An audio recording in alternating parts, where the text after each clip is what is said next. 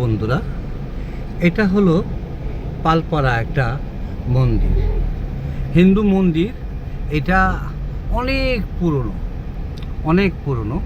আমি ভিতরে প্রবেশ করব না, আপনাদেরকে শুধু বাইরে দিয়ে দেখাচ্ছি। এই মন্দিরটা অনেক পুরনো মন্দির ভিতরে। তো আপনারা দেখার জন্য একটু ভিডিও করলাম, বাকিটা পরে দেখাচ্ছি। বন্ধুরা, এটা হলো পালপাড়া ট্রেনের ব্রিজ। পালপাড়া ব্রিজ যাকে বলে, এটা হলো ট্রেনের ব্রিজ।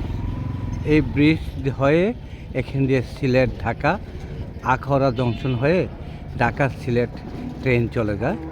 তারপর আমরা চলে আসলাম এখন পালপাড়া রেল করচিংয়ের মোড়ে। এখন দেখেন অনেক সুন্দর। এটা চলে গেছে কুমিল্লা রেল স্টেশনে। কুমিল্লার থেকে ব্রাহ্মণবাড়িয়া সড়ক হয়ে এরপর কুমিল্লা, চাঁদপুর, চিটাগং, কক্সবাজার এই রোড চলে গেছে সোজা এদিকে।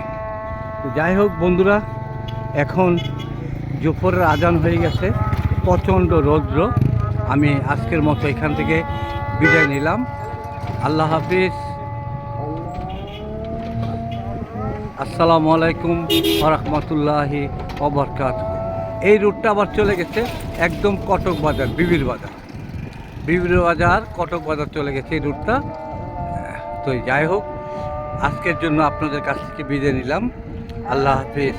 আসসালামু আলাইকুম ওয়া রাহমাতুল্লাহি ওয়া বারাকাতুহু।